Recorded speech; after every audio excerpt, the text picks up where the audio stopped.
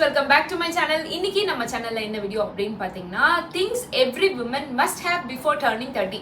அதாவது ஒரு 30 years ஆகிறதுக்கு முன்னாடி கண்டிப்பா நம்ம கிட்ட இருக்க வேண்டிய விஷயங்கள், நம்ம கத்துக்க வேண்டிய விஷயங்கள் என்னென்ன அப்படிங்கறத இந்த வீடியோல பார்க்க போறோம். ஒரு ஜாலியா, ஒரு இன்டராக்டிவா அதெல்லாம் என்னென்ன அப்படிங்கறத இந்த வீடியோல பார்க்கலாம். சோ வாங்க வீடியோக்குள்ள போலாம். சோ கண்டிப்பா இருக்க வேண்டிய விஷயங்கள்ல ஃபர்ஸ்ட் ஒன் என்ன அப்படினு பாத்தீங்கன்னா financial independence. ஸோ நம்ம வந்து ஒரு 5 ரூபாய் சம்பாதிக்கலாம், 10 ரூபாய் சம்பாதிக்கலாம், எவ்வளோ வேணாலும் earn பண்ணலாம். பட் ஃபினான்ஷியலாக இண்டிபெண்ட்டாக இருக்கிறதுங்கிறது வந்து ரொம்பவே இம்பார்ட்டண்ட்டான ஒரு விஷயம். ஃபினான்ஷியலாக இண்டிபெண்ட்டாக இருக்கும்போது நம்மளுக்கே ஒரு கான்ஃபிடன்ஸ் வரும், அது நம்மளுக்கு நிறைய விஷயங்களை கற்றுக் கொடுக்கும். ஸோ ஃபினான்ஷியலாக இண்டிபெண்ட்டாக இருக்கிறது ரொம்ப ரொம்ப ரொம்ப முக்கியம். ஃபினான்ஷியலாக இண்டிபெண்ட்டாக இருக்கும்போது நம்மளுக்கு தேவையான விஷயங்களை செஞ்சுக்கிறதையும் தாண்டி இன்னொருத்தவங்களுக்கு ஏதாவது வேணும் அப்படிங்கும் போது அது நம்ம மணியிலிருந்து செய்யும் போது அது உண்மையாலுமே ஒரு நல்ல ஒரு என்ன சொல்றது, செம்மையான ஒரு விஷயம். ஸோ 30 இயர்ஸ்க்கு முன்னாடி நான் வந்து ஃபினான்ஷியலாக இண்டிபெண்ட்டாக இல்லை அப்படின்னால எந்த ஏஜ்ல இருந்து வேணாலும் நீங்கள் வந்து ஃபினான்ஷியலாக இண்டிபெண்ட்டாக இருக்கிறதுக்கு ட்ரை பண்ணுங்க. ஸோ ஃபர்ஸ்ட் பாயிண்ட் என்ன அப்படின்னு பார்த்தீங்கன்னா ஃபினான்ஷியல் இண்டிபெண்டன்ஸ்.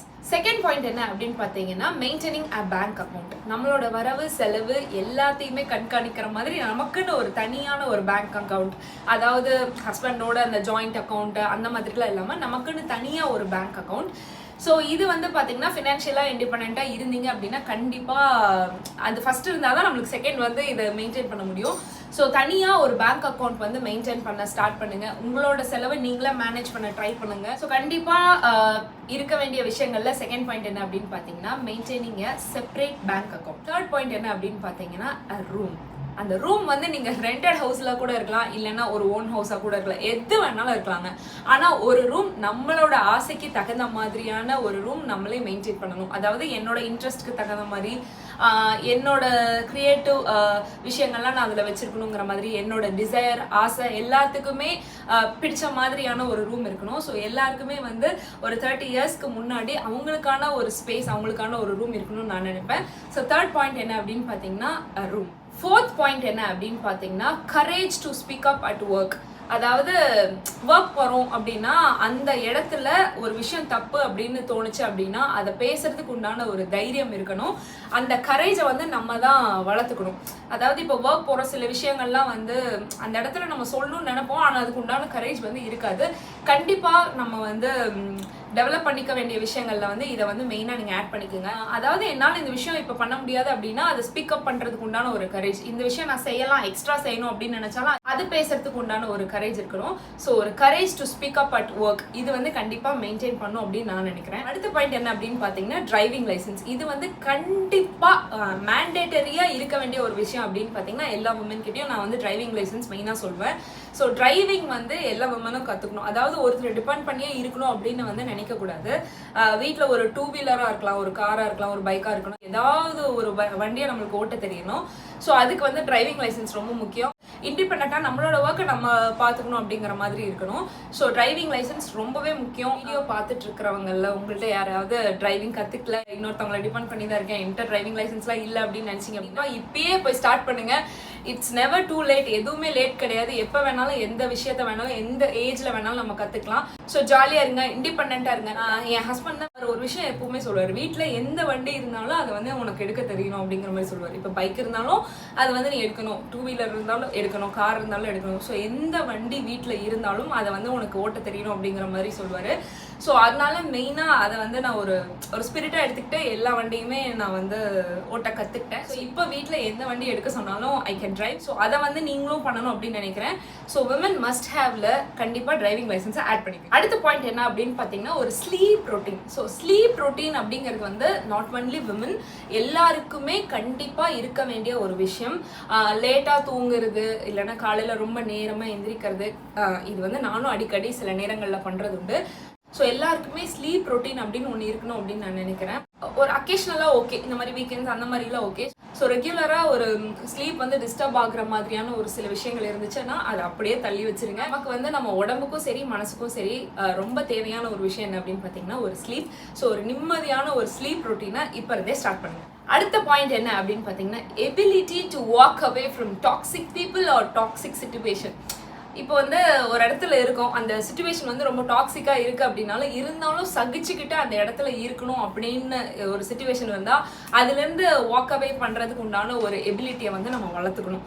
ஒரு இடத்துல பேசிட்டு இருக்கோம், இந்த இடத்துல இருந்து இப்ப நம்ம கிளம்பணும், அவங்க என்ன நினைப்பாங்களோ அப்படிங்கறதெல்லாம் யோசிக்காம டக்குன்னு அது விஷயம் தப்புன்னு தோணுச்சுன்னா அந்த இடத்துல நான் இருக்க மாட்டேன், எனக்கு இருக்க பிடிக்கல அப்படின்னு சொல்லிட்டு அந்த இடத்துல இருந்து வெளியே வரதுக்கு உண்டான எபிலிட்டியை நம்ம வந்து டெவலப் பண்ணிக்கணும். ஸோ இது இருந்தாலே மோஸ்டா லைஃப்ல நிறைய பிரச்சனைகள்ல வந்து வராது, நம்ம நிறைய பிரச்சனைகள்ல போய் சிக்க மாட்டோம் அப்படின்னு நினைக்கிறேன். So ability to walk away from toxic people are toxic relationship or toxic situation எதுவா இருந்தாலும் அந்த எபிலிட்டியை நீங்க டெவலப் பண்ணிக்கோங்க. அடுத்த பாயிண்ட் என்ன அப்படின்னு பாத்தீங்கன்னா டிக்னிட்டி. So maintain dignity. எல்லா இடத்துலையும் நம்மளுக்கான டிக்னிட்டியை நம்ம தான் டெவலப் பண்ணிக்கணும். அதாவது இன்னொருத்தவங்க வந்து இதை நமக்காக பண்ணுவாங்க, இந்த இடத்துல நம்ம டிக்னிட்டிக்கு அவங்க வந்து நம்மளுக்கு பாதுகாத்து கொடுப்பாங்க அப்படின்லாம் நினைக்க கூடாது. நம்மளோட டிக்னிட்டியை நம்ம தான் மெயின்டைன் பண்ணிக்கணும். அதாவது ஒரு விஷயம் சொல்லுவாங்க பார்த்தீங்கன்னா, not invited don't ask, late invites don't go அப்படின்னு இருக்கும். ஸோ ஒரு விஷயம் ஒரு இடத்துக்கு நம்மளை கூப்பிடல அப்படின்னா தயவுசெய்து ஏன் கூப்பிடல, நீங்கள் அப்போ கூப்பிடல, அந்த மாதிரிலாம் நம்மளோட மரியாதையை விட்டுட்டு நம்மளோட டிக்னிட்டியை விட்டுட்டு அதெல்லாம் போய் கேட்டுட்டு இருக்காதீங்க. ஸோ கூப்பிடலையா டோன்ட் கேர் அப்படின்னு சொல்லிட்டு போயிட்டே இருங்க. அதே மாதிரி லேட் இன்வைட்ஸ், ரொம்ப லேட்டாக இன்வைட், நாளைக்கு ஃபங்க்ஷன் இன்னைக்கு கூப்பிடுறது, அதுக்கப்புறம் நெக்ஸ்ட் வீக் ஃபங்க்ஷன் அப்படின்னா ஒரு 2 டேஸ்க்கு முன்னாடி கூப்பிடுறது, அந்த மாதிரி லேட் இன்வைட்ஸ் அப்படின்னு சொன்னால் நீங்கள் வந்து அந்த இடத்துக்கு போகிறத வந்து தவிர்த்துக்கலாம். ஸோ ஒரு நீங்கள் உண்மையாகவே ஒரு அவங்களுக்கு இம்பார்ட்டண்ட்டாக அவங்க ஃபீல் பண்ணாங்க அப்படின்னா ஓரளவுக்கு நம்மளோட ஸ்கெட்யூலை வந்து டிசைட் பண்ணுற அளவுக்கு அவங்க ஒரு இன்வைட் கொடுப்பாங்க. ஸோ அந்த மாதிரி விஷயங்கள்ல நீங்களே வந்து உங்களோட டிக்னிட்டியை முன்னிறுத்தி அதை வந்து அட்டென்ட் பண்ணாமல் அப்படியே காமாக நீங்கள் விட்டுடலாம். அவங்க கண்டிப்பாக அவங்க கேட்பாங்க, ஏங்க நீங்கள் வரல அப்படின்னு சொல்லி கேட்பாங்க. அப்போ சிம்பிளாக சொல்லி முடிச்சிடலாம், லாஸ்ட் மினிட்ல நீங்கள் சொன்னீங்க, அதனால என்னோட அப்பாயின்மெண்ட்ஸ் எல்லாம் கொஞ்சம் ஸ்கெட்யூல் பண்ண முடியல, என்னோட ஒர்க் ஸ்கெட்யூலில் என்னால் அரேஞ்ச் பண்ண முடியல, வர முடியல, டைம் இல்லை அப்படின்னு சொல்லிட்டு நீங்கள் வந்து ஒரு பாலிஷ்டாக அந்த விஷயத்த பேசி முடிச்சிடணும். ஸோ யாராக இருந்தாலும் அந்த டிக்னிட்டி ரொம்பவே முக்கியம், அதை கண்டிப்பாக விட்டுறாதீங்க. அடுத்த விஷயம் என்ன அப்படின்னு பார்த்தீங்கன்னா ஒரு எக்ஸசைஸ் ரொட்டீன். எல்லாத்துக்குமே எக்ஸசைஸ் ரொட்டீன் அப்படிங்கிறது கண்டிப்பாக டெவலப் பண்ணிக்கணும் அப்படின்னு நான் நினைப்பேன். ஸோ நிறைய பேர் எங்கிட்ட ரெகுலராக கேட்குற ஒரு விஷயங்கள் என்ன அப்படின்னு பார்த்தீங்கன்னா, எப்படி உங்களோட பாடியை வந்து வெயிட் மெயின்டைன் பண்ணுறீங்க அப்படின்னு சொல்லி கேட்பீங்க. நான் வந்து பார்த்தீங்கன்னா மோஸ்ட்டாக ஓவராக எக்ஸசைஸ் அந்த மாதிரிலாம் ஒரு பர்சன் கிடையாது. பிகாஸ் எனக்கு வந்து அந்த அளவுக்கு ஒரு வெயிட் கிடையாது. நான் அது ரெகுலராக மெயின்டைன் பண்ணிக்கிறதுனால ஓவர் எக்ஸசைஸ் கிடையாது. சும்மா ஒரு ஒர்க் அவுட்ஸ், அதாவது ஒரு வாக் போகிறது, ஒரு 1/2 hour to 1 hour வாக் போகிறது, டிஸ்னி கூட்டிகிட்டு கீழே வாக் போகிறது, அந்த மாதிரியான ஒரு ரொட்டீன் வந்து நான் மெயின்டைன் பண்ணுவேன். ஸோ நீங்கள் வந்து ஒரு எக்ஸசைஸ் ரொட்டீன் வந்து மெயின்டைன் பண்ணிக்கிறது ரொம்பவே நல்லது. 30க்கு முன்னாடி எந்த அளவுக்கு நம்ம பாடியை கரெக்டாக தயார்படுத்துகிறோமோ அதுதான் நெக்ஸ்ட் ஒரு 10 years இருக்கும் அப்படிங்கிறது என்னோட பிலீஃப். ஸோ ஒரு 20 yearsல நான் என்னோட பாடி என்ன வச்சிருந்தனோ அதுதான் என்னோட 30sல ரிஃப்ளெக்ட் ஆகும். ஸோ 30sல நீங்கள் எப்படி உங்களோட பாடியை மெயின்டைன் பண்ணுறீங்களோ அதுதான் உங்களோட 40sல ரிஃப்ளெக்ட் ஆகும். ஸோ அது நல்லபடியாக ரிஃப்ளெக்ட் ஆகணும்னு நீங்கள் நினச்சிங்க அப்படின்னா கண்டிப்பாக ஒரு எக்ஸசைஸ் ரொட்டீனை மெயின்டைன் பண்ணுங்க. அடுத்த பாயிண்ட் என்ன அப்படின்னு பார்த்தீங்கன்னா மெச்சூரிட்டி டு சே நோ. இது வந்து எனக்குமே கிடையாது, இப்போதான் நான் வந்து கொஞ்சமாக அதை வந்து பழகிட்டு இருக்கேன். ஸோ ஒரு விஷயங்கள் வந்து நோ சொல்ல ஆரம்பிச்சிட்டோம் அப்படின்னாலே நிறைய பிரச்சனைகள்ல இருந்து நம்ம வந்து மாட்டாமல் இருப்போம் அப்படின்னு நினைக்கிறேன். லைஃப்ல எப்போ நம்ம நோ சொல்லி பழக ஆரம்பிக்கிறோமோ அப்போ லைஃப்ல நிறைய டிராஸ்டிக்கான சேஞ்சஸை வந்து நம்ம ஃபீல் பண்ணுவோம். எல்லா உமனும் கற்றுக்க வேண்டிய ஒரு விஷயங்கள் என்ன அப்படின்னு பார்த்தீங்கன்னா மெச்சூரிட்டி டு சே நோ. ஒரு விஷயம் நம்மளுக்கு பிடிக்கல அப்படின்னா அது கண்டிப்பாக அந்த இடத்துல நோன்னு சொல்றதுக்கு உண்டான ஒரு மெச்சூரிட்டியை நம்ம வளர்த்துக்கணும். இந்த மாதிரியான சில விஷயங்களை நம்ம கற்றுக்கிட்டு நம்ம லைஃப்ல வந்து ரிஃப்ளெக்ட் பண்ண ஆரம்பிச்சிட்டோம் அப்படின்னாலே ஒரு நல்ல மெச்சூரிட்டி வந்துடும், ஒரு நல்ல லைஃபும் கூட நம்ம லீட் பண்ணுவோம் அப்படின்னு நினைக்கிறேன். So maturity to say no. கண்டிப்பாக ஒரு விஷயம் பிடிக்கல அப்படின்னா நோன்னு சொல்ல பயப்படாதீங்க. அது பண்ணல அப்படின்னா இப்போ இருந்து கற்றுக்க ஸ்டார்ட் பண்ணுங்க. அடுத்த பாயிண்ட் என்ன அப்படின்னு பார்த்தீங்கன்னா maintain your trusted companion. So அந்த ட்ரஸ்டட் கம்பேனியன் அப்படின்னு சொல்கிறது உங்களோட ஃப்ரெண்டாக இருக்கலாம், உங்கள் ஹஸ்பண்டாக இருக்கலாம், உங்கள் மதராக இருக்கலாம், உங்கள் ஃபாதராக இருக்கலாம், பிரதர் சிஸ்டர் யாராக வேணாலும் இருக்கலாம். So maintain one trusted companion. லைஃப்பில் நம்மளுக்குன்னு சொல்லிட்டு ஒருத்தர் கண்டிப்பாக வேணும். அந்த மாதிரியான ஒரு ட்ரஸ்டட் கம்பேனியனை வந்து கரெக்டாக நீங்கள் தான் சூஸ் பண்ணணும். அது ஸோ டாக்ஸிக்கான பீப்புள் நம்மளை சுற்றி நிறைய பேர் இருப்பாங்க. அதில் கரெக்டான ட்ரஸ்டட் கம்பெனியன் யார் அப்படின்னு சொல்லிட்டு கண்டுபிடிக்கிறது நம்மளோட இதில் தான் இருக்குது. ஸோ லைஃப்பில் நம்மளுக்கு தோன்ற ஒரு விஷயங்கள் சரி என்ன வேணாலும் இவங்க கிட்ட நம்ம வந்து தோன்றதை சொல்லலாம், அவங்க தப்பாகவே எடுத்துக்க மாட்டாங்க அப்படிங்கிற மாதிரியான ஒரு பர்சன் இருக்கணும்னு நினைக்கிறேன் நான் எல்லாத்தோட லைஃப்லையுமே. ஸோ எனக்கு இந்த விஷயங்கள் நான் தோணுது, எனக்கு திட்டணும்னு தோணா நான் திட்டுவேன், எனக்கு ஹாப்பியாக என்ன விஷயம் பேசணும்னு நினைச்சாலும் நான் பேசுவேன். என்ன விஷயங்கள் எனக்கு மனசுல தோணுதோ அதை நான் பேசினேன் அப்படின்னா அவங்க தப்பா எடுத்துக்க மாட்டாங்க அப்படிங்கிற மாதிரியான ஒரு ரிலேஷன்ஷிப் ஒரு பர்சன் இருந்துட்டாங்க அப்படி லைஃப்ல ஒரு பெரிய கான்ஃபிடன்ஸ் இருக்க மாதிரி இருக்கும் நம்மளுக்கு. ஸோ எனக்கு வந்து என்னோட ஹஸ்பண்ட் வந்து என்னோட very very trusted companion. So I can speak out my heart. என்ன வேணாலும் என் மனசுல என்ன தோணுதோ I can speak to him. அந்த மாதிரி உங்களுக்கும் உங்க லைஃப்ல ஒரு ட்ரஸ்டட் கம்பெனியனை மெயின்டைன் பண்ணுங்க. அடுத்த பாயிண்ட் என்ன அப்படின்னு பார்த்தீங்கன்னா ரீடிங் டைம். ஸோ எல்லாருக்குமே கண்டிப்பாக ஒரு அட்லீஸ்ட் ஒரு டேக்கு ஒரு 10 to 15 minutes ஆகுது ஒரு ரீடிங் டைம் இருக்கணும் அப்படின்னு நான் நினைப்பேன். ஸோ அது எந்த புக்காக வேணால் இருக்கலாம், ஒரு நாவலாக இருக்கலாம், ஒரு ஸ்டோரி புக்காக இருக்கலாம், இல்லைன்னா ஏதாவது ஸ்டடீஸாக இருக்கலாம், எது வேணாலும் இருக்கலாம். டைம் வந்து எல்லாருமே கொஞ்சம் கொஞ்சம் இன்வெஸ்ட் பண்ணும் அப்படின்னு சொல்லுவாங்க. உங்களோட டைமை நீங்கள் நல்ல வழியில் இன்வெஸ்ட் பண்ணணும் அப்படின்னு நினச்சிங்கன்னா ஒரு நல்ல ரீடிங் செஷனில் வந்து உங்களோட டைமை வந்து இன்வெஸ்ட் பண்ணுங்கள். கண்டிப்பாக அது ஏதோ ஒரு லைஃப்பில் ஏதோ ஒரு இன்ஸ்டன்ஸில் அது உங்களுக்கு ஹெல்ப்ஃபுல்லாக இருக்கும். ஸோ கண்டிப்பாக ரீடிங் டைம் அப்படிங்கிறத கொஞ்சம் மெயின்டைன் பண்ணுங்கள். அடுத்த பாயிண்ட் என்ன அப்படின்னு பார்த்தீங்கன்னா குக்கிங். ஸோ குக்கிங் வந்து சுத்தமாக தெரியாது அப்படிங்கிற மாதிரி இருக்காதீங்க. அட்லீஸ்ட் ஒரு நூடுலாவது குக் பண்ண வந்து கற்றுக்குங்க. ஸோ இப்போ இருக்க ஜென்ரேஷன் வந்து பார்த்தீங்கன்னா விமன் வந்து குக்கிங் பண்ண சொன்னாலே அது வந்து ஒரு அடிமைத்தனம், எப்படி வந்து என்னை குக் பண்ண சொல்லலாம் அப்படிங்கிற மாதிரி நிறைய மாற்றி வச்சுட்டாங்க.